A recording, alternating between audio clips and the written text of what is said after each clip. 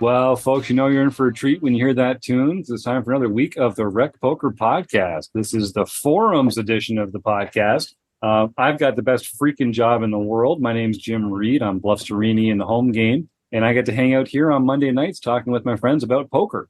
If you want to find out more about me or the rest of the wrecking crew, because that's what it takes around here. It takes a group, a gang, a crew to make all the magic happen. You can go to rec.poker/crew, but you can just listen up as well, because you're going to meet a few of them right here tonight on the show.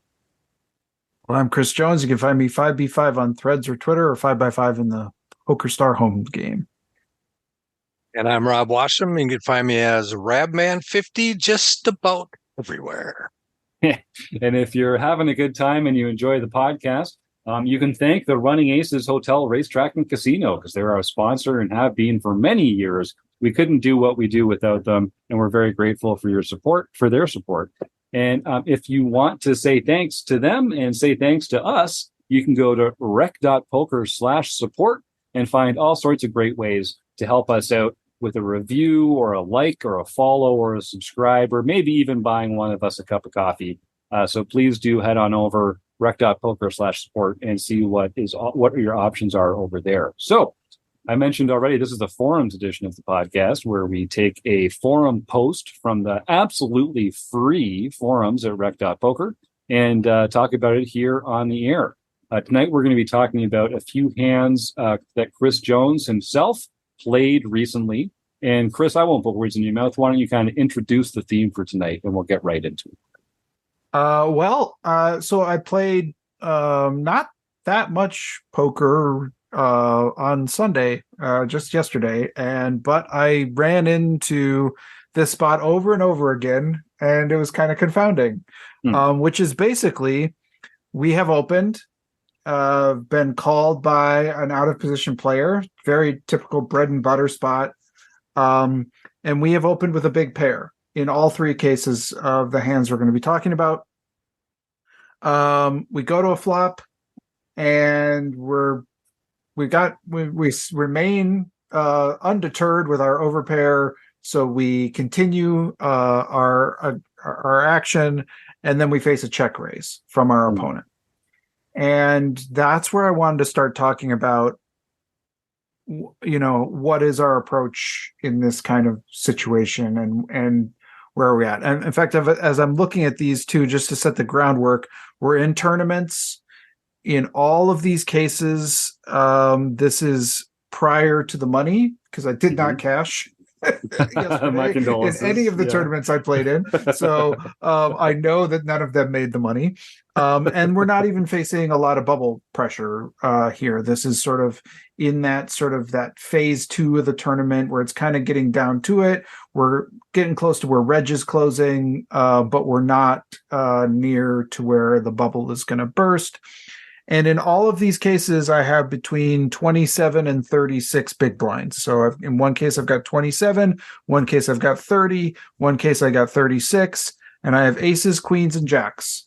And in all the cases, the board came under those cards, and I got check raised. And now I want to talk about, okay, what's next? So you're the original raiser. You've been and I'm called, in position. Yep. And you are c-betting on these boards, which seems like an uncontroversial. Yeah, and we can decision. talk about, I think we'll talk about the board specifically, because they each have a different dynamic, which I think will be interesting. But let's maybe start in general before we get to the specific boards that these were.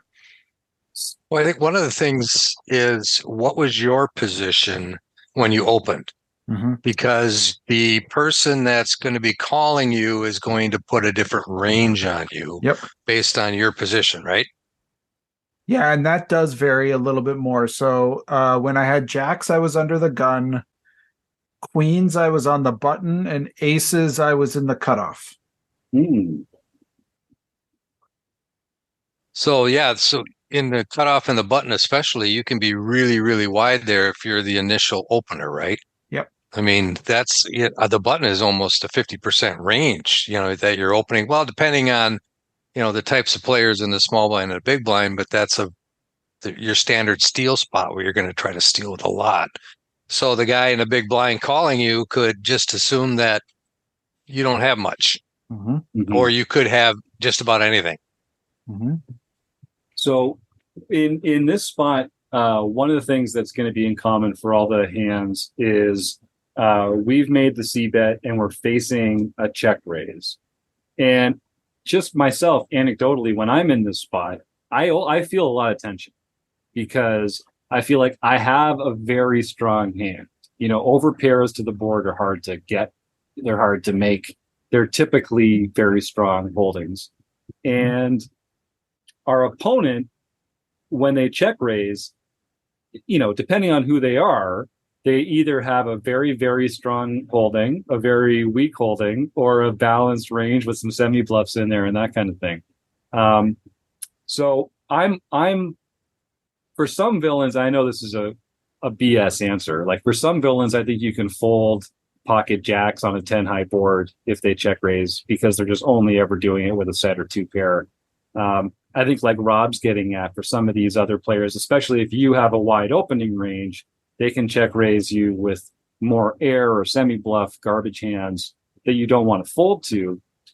My tension that I feel in this spot is because I like general rules. I'm not that intelligent, so I like to really just follow flowcharts and algorithms when it comes to this kind of stuff. If I 3-bet when I get check raised, then I'm kind of allowing my opponent to play perfectly against me because they're going to continue with the hands that have an overpair beat, and they're going to give up with the hands that I'm beating. And I just have that adage in my mind from thinking, the Thinking Poker podcast back in the day, about how you just don't want to do that. You don't want to put your opponent in a position where they can play perfectly against you.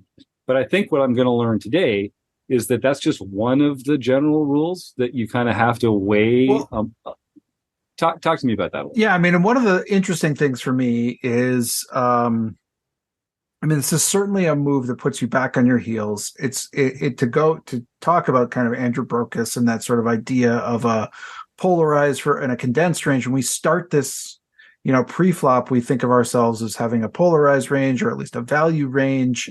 And we're hoping to get chips in the pot. And when we get check raised, it immediately condenses our holding into something that is no longer extreme value. It still has some value. Like you mentioned, there's still a lot of bluffs and draws in these kinds of scenarios that we are well ahead of. And there's even a lot of people actually will check raise top pair on these sort of low boards.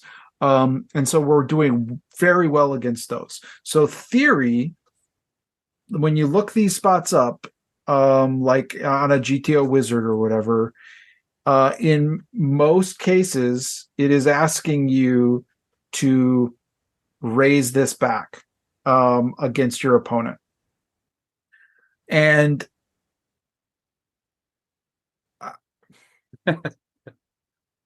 that's where okay. So it's really good to listen to theory. It's really good to think about how much are our opponents playing like the theoretical villain here that would allow us to do that, and and if you look at the bluffing range of a GTO player in this spot, let's talk about one of these boards. Sorry, Chris, but just to nail down the variables one more level, if we are 3-betting at this stack depth, is it going to be a shove? Well, okay. We can get to it. I wasn't sure if there was but there are actually, I've seen models where you're like almost clicking it back.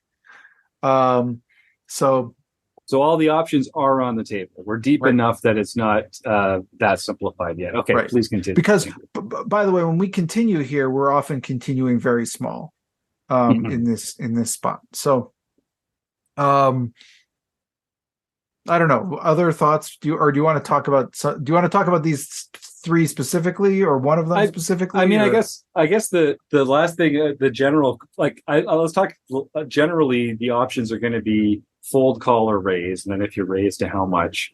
And then like there's going to be good arguments for all of them. I, can we generally eliminate any of them? Like, is calling ever going to be the right decision at this chip stack? Can you call and just like play the run out according to how it runs out and decide and like play poker on future streets? Yeah, we have position. I mean, I think there's a strong case for potentially doing that. No, that's terrible. Because that really just makes our decision harder. That there's no, that is definitely one of the options. Right, so we haven't eliminated any of the options out of the bat. No, you can fold depending on the player. You know, it like we always say, it depends, right? Yeah. Okay. Well, then, let's talk about some specific spots. Okay. I already feel uncomfortable, Chris. So this is interesting because I think we've got three very we all have an overpair on them, but they're all different boards. Okay. So I'm going to start with, I think, the easiest or sort of most sort of like, which is kind of a rainbow board. So we have aces in the cutoff. We've opened, been called by the big blind. We start the hand with 36 big blinds. So we've got 34 behind now, or 34 and a bit behind. The board comes 6 of hearts, deuce of diamonds, 8 of spades. And checks to us. We have the ace of spades and the ace of hearts, if that matters to you. We bet small and so we bet about another 2 big blinds, and we see them check raise to 6. And now we have 32 behind with a pot of there's currently a pot of around 8, and plus they you know, I guess it's a pot of 14 really when you count their 6. So what did the solver say about the bet size on the flop? It likes a really small bet from us with our aces, and this is definitely one where if I, I'll look this up again, but if I remember correctly, it's advocating for the 3-bet here. The reason I ask is because it seems like it's kind of a dynamic board, because you could worry about a bigger card showing up if you had a hand like ace-8, right? So it makes it very dynamic. Usually in a dynamic situation like that, the pre-flop aggressor would bet a bigger, like 66 to 100% of the pot. Is it because specifically aces in this case? Because we specifically have aces that we're betting small? Or is there any big bets at all in that? Let me just pull it up. Keep talking while you're talking, and I'll pull it up while you're loading that up there. Because I would have said that aces might, on a board like this, aces might be one of the hands that you would bet call, because you're not worried about overcards coming as much. And was it two-tone or rainbow, Chris? I'm sorry. Rainbow. Rainbow. It was rainbow. So 8-6-4 rainbow. It's dynamic.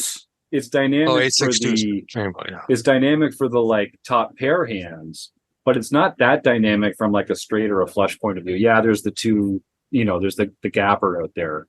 But that would make me feel like I'd be more inclined to shove a hand like jacks and call a hand like aces, because we just don't care if a queen or a king or something comes. Right. Rob, you're correct in that we have some big bets in this spot, according to the. I thought we would. Aces is one of those there. It's betting every size, so that's not very helpful. Okay. So it's got like a pot size bet, a half pot size bet, a quarter, a 33% bet, and like almost like a 10% bet. Wow, and it's doing all 4 of those about equally across its range. Okay. So make up your mind, right? I don't know. I have no idea. Okay. I play that. Well, I'm thinking if you do bet bigger there, it's going to it's not going to allow them to do a lot of 3-betting without them going all in or forcing you all in. Right. And actually, as I look at this, I'm wrong. So this is not what I was misremembering, or it's a different hand I was looking at. So when we get check raised here, it is advocating for us to flat with aces. Yes. All right. Yep. I would definitely flat with aces there. Here's the thing, there's no straights. Mhm. All there is backdoor flush draws and a possible straight draw. Yep. The only thing you're really worried about here is sets of eights, sixes, or deuces, right? Because Right. they're going to call with any pair. Yeah. So or 8-6, I guess. Yeah. Or 8-6, yeah. But Yep. yeah, but there's a hell of a lot more hands in his range that do not connect with this. Mm-hmm. And he's changing his range to be a more polarized range by making that check raise, right? Mhm. And then we're coming back with a more linear range. The fact that we can check with aces means we have not capped our range, right? So we could check with pocket eights too. Mm-hmm. Mm-hmm. So then let me ask you the next question here. When we do the flat here, which is actually what I did in this hand, is I flatted, and then so there now we go to a flop with around 16 in the middle. We've got around 30 behind, so it's about a 2-to-1 stack to pot ratio. The turn is the jack of diamonds, and our opponent bets 10 big blinds into Well, we're not the folding. middle. We're not folding. Mhm. So we could shove here, or we could call and No, try and collect it all on the river. It's totally rainbow yet, right? Now there's 2 diamonds. Right. Oh, okay. There's 2 diamonds. So there is a backdoor flush and still no straights. Right. Still no straights available. And you only have SPR of 2. So to me, it seems like a shove. Just get it in. Just get it in here. Yeah. I mean, with an SPR of 2, when you have an overpair like that and the board is not that connected, I don't know how you can get away from it. Yeah. Cool. No, I don't think we can. I don't think we can get away. That's what I did. I ran into a set, but that's what I did. Yeah.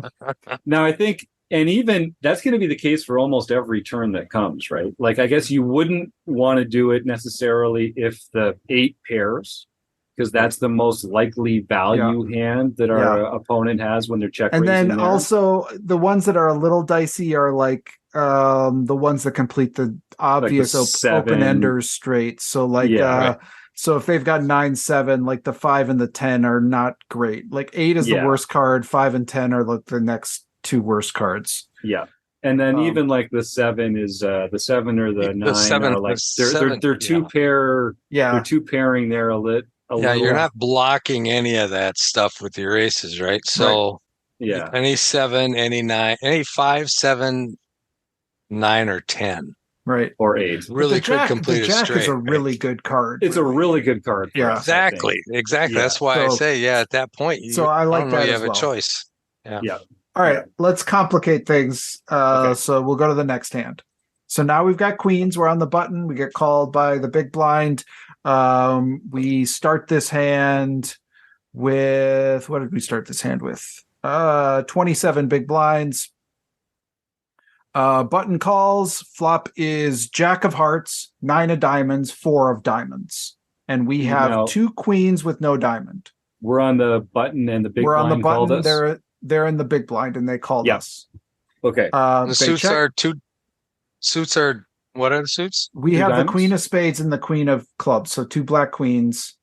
Jack of hearts, 9 of diamonds, 4 of diamonds is the flop. Okay. They check. We bet small. I think that's what we did. Yep. We bet small. And we get check raised. So my inclination now, again, what do you with the flush draw in play or the 2-tone board in play? How does this change things, or does it? So I would probably c bet to a slightly higher sizing when it's two-tone versus when it's rainbow, but that's a pretty trivial difference. I'm much more likely to shove the flop on this one than I was on the previous one, both because we don't want to see aces or kings we've got some protection to bet. And I think our opponent's more likely to have draws because there is a flush draw available. And we want to be capturing value against that portion of their range. And I still think some players are going to make that play with a one pair hand here because we've opened from so late position that our range is very wide to open with, which means our C betting range should also be very wide. So we're actually pretty close to the top of our range when we get check raise. So that for a few reasons, this is already a very different scenario in my mind. I'd be much more inclined to 3-bet shove you or to 3-bet to whatever sizing is appropriate, but it wouldn't surprise me if it was a shove. Yeah, this is a little more static board. There's not as many cards that are going to change who's got the advantage right now. So I think there's a lot of ace jacks in his range, right? Mm-hmm. Obviously, you don't, like Jim said, you don't want to see a ace or a king. Right. So, but most of those, any card less than a jack is probably not going to bother you too much. Right. Other than another dime. Right. Yep. Right. Well, I'm happy that you're agreeing with me because that's what I did. I shoved here too. Also lost this one when they called and had the third. They got a third diamond on the turn. Okay. But I'm happy. That's, I think, a great result. I will take them having a flush draw any day of the week. I'm fist pumping that when I see it turned over in that spot. Yep. And I think the dynamic here is when you see those diamonds there, that check raise becomes weighted toward a lot of diamonds as possibilities in their range, and especially since we're not holding any, it makes our queens even that much stronger. And especially from the big blind, where they're calling with just a ton of suited combos that they wouldn't necessarily be from other positions. They can have almost every combination of diamonds there, which is a ton. That's so many more combinations than their straight draw combinations. Like that just makes up a huge part of their value. So it is what you want to see. Or their pairs. Yeah. Because, they're not going to have sets as often as they are going to have that flush draw. Yeah. All right. Let's do the most complicated one. This is the one that I think I might have misplayed. We have jacks under the gun. We start the hand with 29 big blinds. We open to 2, folds around to the big blind. They call us. Flop is 9-5-5 rainbow. Ooh. And we have 2 jacks. And they check to us. We bet tiny. They raise tiny. They check raise to around we go to 2 and they check raise to around 5. And it's on us. We've got jacks. So it's 9-5-5 rainbow or rainbow. Rainbow? 9-5-5 rainbow. So other than like 6-7, 7-8, 8-6, there are no draws here. Correct. And this is a board that they should be check raising at a high frequency if they're paying attention, because they have a ton of the 5s. And from under the gun, you have like no 5s. Correct. So you might have ace-5 suited. That's might. You might. You should have for your board coverage, but right. And I might have 5-5. Oh yeah, you might. You would, yeah. Now, if it was Taylor playing this, there's not a 5 to be seen. There's no 5s in that range. So I'd be more inclined to call in this situation, but I don't like it. I mean, there's a lot of overcards that we don't want to see, and our opponent. I'm kind of hoping that we can call here. And then our opponent's going to play more straightforwardly on turns and rivers. And they're not just going to keep bluffing if this is a bluff. Because I think when they check raise and we call, The trouble's going to come on future streets because we have to just I think you should call here, and it's perfectly okay to choose to fold on a future street. It's not one of those spots where it's like, well, I decided he was bluffing on the flop, so I just have to call down. That's not true. Shake that out of your mind. So this is the most complicated of the three hands that you put to us tonight, Chris, and I feel like my wanting to call is maybe because it just feels like a simpler decision. I'm not sure it's the right decision, but what I want to do is call and play poker on future streets. Yeah. And this is I'm sorry, do we have a read on this guy? Mm-hmm. I don't really, I only have, I don't have many. So we're playing the population. How's the population? I've only got 27 total lifetime hands on this player. So, okay. I think I call. Yeah, which is what I did. But this is the chart I was thinking about when I looked it up, and it really likes a raise here. It likes us raising the most with tens, jacks next, then queens, and like you call with kings and aces, but you raise with your tens and your jacks and your queens here, pretty heavily. And that probably because you're like we said, we don't have that many fives, so we don't have that many that we can actually raise with, but we can get those gutters to fold here. We can get some of their 9x that's maybe raising here to maybe call or fold. Either one seems fine to me. But I ended up calling here, which is okay. You can do that sometimes. But then, we've done that. And this one, I want to take us to the turn. So now an ace of clubs comes on the turn. So now there's two clubs. The board is 5 of spades, 9 of hearts, 5 of clubs, ace of clubs. And there's 15 in the middle. We've got 22 behind. Our opponent covers us, and they bet 5 big blinds. See, that card is good for our range as the end of the gun opener. So when they lead into that seems even stronger than it might under other circumstances. Hard agree. But they bet so small. Yeah. So now, are they ever bluffing at that size, or is it always value? And if it's always value, are there not value betting a 9 there? Right? Are they? I don't think so.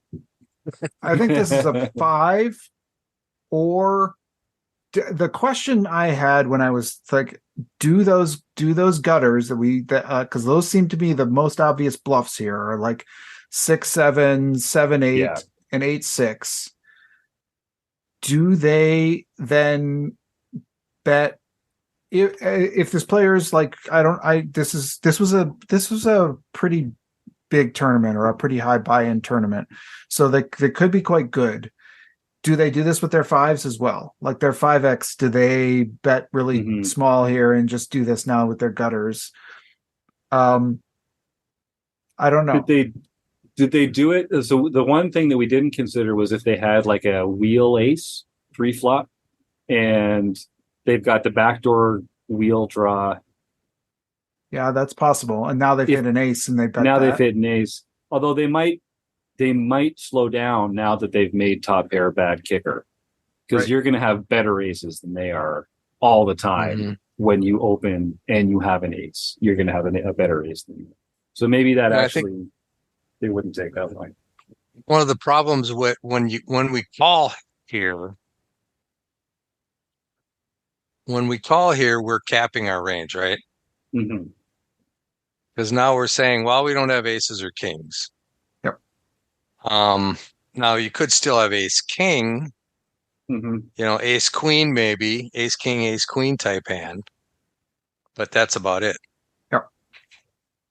For having a strong hand. I don't know. Really, there are no good turns for us. this is part of the problem, right? Like there's literally other than a jack would be a delightful jack, turn, or like a 2, 3, or 4, I guess, would be if we don't put them on the wheel, then no, there are very few good turns for us. This felt like actually one of the better turns that we could possibly ask for, like, and for them to be betting. That's why I was like, I have to call this. And I think this is maybe a mistake. I think I probably should have folded here. Just because it was so small, you were thinking I have to defend it's like this so small. Like, how can I fold this right now here? But I feel like I really, really needed to probably even fold this here after we get check raised. This just feels really milky. I don't know. Is there the more experienced the player, the more likely I feel like they are to have bluffs and to do this in a balanced fashion. Is there anything about the situation that makes us feel like they wouldn't check raise a 5 on the flop? Like, is there? Because if they're slowing their 5s, which you could do on a board like this, there's also no bad turns for you when you've got 5x here. Then this turn bet is a lot more weighted towards those 6, 7, 6, 8, 8, 7 hands, and they can size down because they don't care if you have an ace or not, because they're basically like just attacking your own air at this point. Sorry, Rob, what was you? I was just going to say, he's not, if he has a 5 and he all of a sudden sees that ace show up against an under the gun open, he's going to want to get some money in the pot right now if he's got a 5. Because he's thinking, okay, Chris, opened with ace king, ace queen, something like that, ace jack maybe. And that ace is going to help him, and it's going to allow him to put more money in the pot. I got a 5 here. I'm gonna do it. I'm gonna make him pay more. So the fact that he went small to me means he's not polarizing. So I think he's got a 9. I just think he's got a 9 here. I don't think he has a 5 because he'd be betting bigger. I don't think he has a bluff because he'd be betting bigger. He'd be betting a polarized range with either his 5s or his bluffs or his set of 9s, his full house basically. So it just seems that the bet is so small that he's got to be. I think he's betting a 9. See, I agree that the bluffs would be bigger here, like the gut shots and that kind of thing. But given the stack sizes going into this, Chris, if you call this bet for 5, there's going to be like a pot size bet left, or will there be more than a pot size bet left? I already lost them. There'll be. I did call, so I can tell you exactly how many. There'll be 25 in the middle, and I have 18 behind now. So I think they can bet small on the turn with their 5s because they know it's a trivial call on the river for the part of your range that's going to call on the river. It doesn't matter if it's 18 or 12. Like, I think it's still, you're calling with your aces. So I think he could have a 5.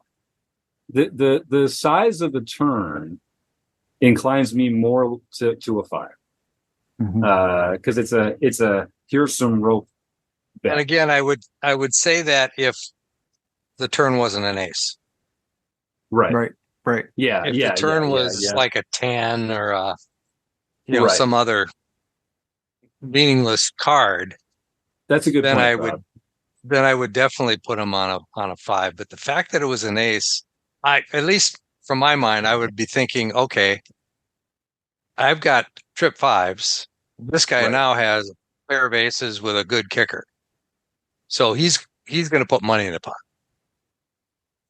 Right. Let's go. Let's go. It does feel like that kind of dynamic where the board's good for you, good for me. Why are you putting money in? Yeah, I get that. And the river is sort of, because then the river is just a death card for me. It's an 8, which is like completes those gutters that if they are bluffing completes a lot of them at least. Yeah.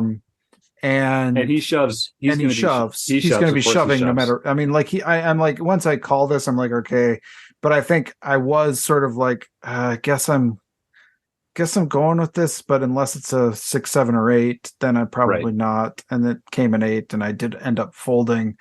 But I think this is a turn, even how small it is. I don't know. I just don't. I did this turn. When people make these small milky bets, I'm like, well, I can't really fold because I still beat some of their value. But I also feel like when we do this, we just dwindle down our chip stack. Now I've got 17 big blinds. I started the hand with 30. I don't know. We're also inviting them to shove with their bluffs on the river. Like Rob said earlier, we're capping our range when we call. Right. And so a thinking player should take it away on the river there. And they're going to do it on like every river. Like, again, there's no good, like you're really in the blender, no matter what happens. So, and I guess this is why the bots prefer a 3-bet here. A 3-bet, because it's just, even in position, this is a terrible spot to play on future streets. Yeah. So we were talking about, and I hate this. I hate this feeling. We were talking about this earlier, and Chris, you were talking about how, like, if we re-raise or something with a hand like this, then maybe they'll fold some of their draws. Maybe they'll call with their top pair hands, that kind of thing. I always feel like I put myself in jail because I can't decide if I want them to continue with second best hands or not. And like, if I'm making an action that they're only ever going to continue with hands that have me crushed, I struggle with this a lot because on one hand, like I said earlier, you're allowing them to play perfectly, which is bad. But on the other hand, you're locking up the pot a lot of the time when they fold, and like winning a pot now that's half the size it could be later is also really, really valuable. Yeah, so is that just a function of our own chip stack? And like, we should be more inclined to do that when we're in these spots where we're going to get bluffed off the river in these like 30 to 40, I don't know, 30 to 35 big blind stacks. It does seem like it. And it does seem like, as I was looking at these spots, the more these boards sort of get to both the paired and the flush draw boards were ones where it liked bigger bets and it liked us 3-betting as the in position player versus that 8-6 deuce rainbow board when we had aces. It liked the flat, and it actually liked the flat as I looked at it. Other big pairs, it wasn't just aces. It was like really kind of, I think like we were maybe raising with like 9s and 10s or something, but then like jacks, queens, kings, and aces were all just flatting that check raise there. And so worried about a card coming out bigger than yours, right? That's going to change the. So, and maybe that's how we want to look at how dynamic is the board, and how much do the future sort of turn cards threaten our big pair. So, like if we have aces, nothing threatens it. If we have kings, very little threatens. On down. Right. And so, like the more we're threatened, then the more we want to turn our and 3-bet against those check raises. Right. Yeah. You're the old saying, you're betting for protection, right? So when there's a possibility that there's cards that could come higher than yours, you're more apt to want to bet bigger. Yep. Yeah, you want to deny equity. Bet smaller, right? And you bet smaller or play more passively when you have aces and kings than you do with jacks or 10s. Yep. That's a good general rule, and I think that makes sense. And I think the other thing that we can take from this is that you can play more aggressively on the more dynamic boards, the two-tone boards, the flush and straight boards, with all of your holdings, but even more so with those vulnerable overpairs like the 10s and jacks on boards like that. I'm still more inclined to play the paired boards more conservatively because there's especially boards like that where they're paired and it's hard to make a straight and there's no flush draw. It eliminates a lot of the portion of their range that isn't a very strong hand that can check raise like that. There's just fewer semi bluffs available. So the interesting thing you asked earlier, when we raise, do we shove? Yes. And on some of the boards that we were talking about earlier, the clear answer was yes. On that Queen's board, when it was a two-tone board, there were two diamonds on the board. It was Jack. What was it? Jack 9-4. Yeah. That was a clear, like, just get it in. Makes perfect sense. But this one, it wants us to raise with jacks, but this is the one where it does not want us to go all in. It wants us to min click. So I think we are raise folding this. Because they have so many fives in their range. In fact, I should just check. If we raise, I was going to say, what are they check raising you with when you look at your solve? They are check raising with a decent number of fives. They do flat with some fives, but they have a lot of fives in their range. And then they are also they have a lot of like 7s and 8s that make it in there. So like, you mean like 7x and 8x, like hands? Queen 8, Jack 8, 10 8, 10-7, Jack 7. These are the suited varieties because they obviously don't have that many. Those are making it in there. And then there is some 9x. So a lot of their ace 9 makes it in there, king 9, queen 9. So they have a decent number of raises. Yeah. But yeah, it's the gut shots, and then it's the ones that block the gut shots. And then those ones I'm like, what is okay? And then the 5s and the 9s. So I think it's got to find when you're check raising, you're really polarizing your range. So it's got to find some bluffs, right? Right. So it's finding those bluffs that block the gut shots, the other potential gut shots. Like, am I that? It doesn't seem like it matters that you're blocking my anyway. Whatever. But oh yeah, because you're under the gun there, so you shouldn't have any. So like, of that. Do I have 6, 7? I mean, are you worried about that? I mean, anyway. But okay. So when we min click it back here, now they can actually call with some of their 5s and they're calling with every 5 because now you're so short relative to the pot. Like you can get it in on any future street. The only thing they're shoving here is ace 9, and a which little top pair, a little bit of 9-8, and a little bit of king queen suited. Naturally. I don't know. Of course. Well, they know you have jacks, so they've got a lot of equity with that king queen suited. But they're calling with every 5 when we min click it here. Yeah, which also doesn't incentivize the that min is click, not reality based.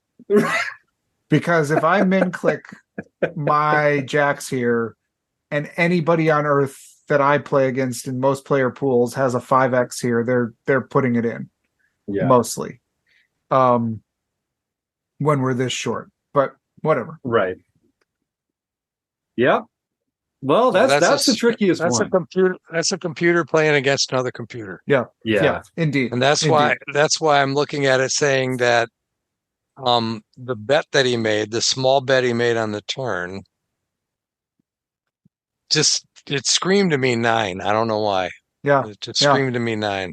Well, it's the only one that I don't know, but I still lost the hand. So I lost all of these hands. Well, consistency is important, Chris. It's good. So I'm glad that you're mastering. If you think I have a big pair, just check raise me and you're going to win. Yeah, that's right. Good rule. Good rule. All right. Well, that's really interesting, Chris. So let's just sum up for our listeners. So some of the variables are your opening position, because what that means for your range. The actual value of your hand itself, like how vulnerable to overcards it is on future streets, the board texture and how static versus dynamic it is, and player types that might be more or less inclined to mix it up here. that feel like, given that we're always in position, we're always with about 30 big blinds. Are there any other variables that I missed there when we're trying to decide how to proceed with this kind of stuff? I don't think so. Well, just the player type you're up against. Yeah. Is in your mind, is this a thinking player? Is this a studied player? Or is this somebody just over there on the other side of the keyboard clicking buttons? Yeah. And are those conservative buttons or aggressive buttons? Because if they swing one way or the other, that might incline you. Are they from Brazil or not? Yeah. Or the Russian Federation. Yeah. Right. All right. Well, that was a really good conversation. Thanks, Chris. And thanks for bringing some hands on where you lost. Because, that's where we make our most valuable improvements as players, is by analyzing the spots that we messed up or maybe missed something. So way to go on that. Any other thoughts before we roll on out of here, fellas? Well, then I really want to thank Rob and Chris for their contributions. And of course, to the Running Aces Hotel, Racetrack and Casino, and Hotel, Racetrack and Casino. Yeah, that's the one. And you, the listeners at home, thanks for tuning in. And we'll see you next week on the Rec Buffer Podcast. Have a good night, everybody.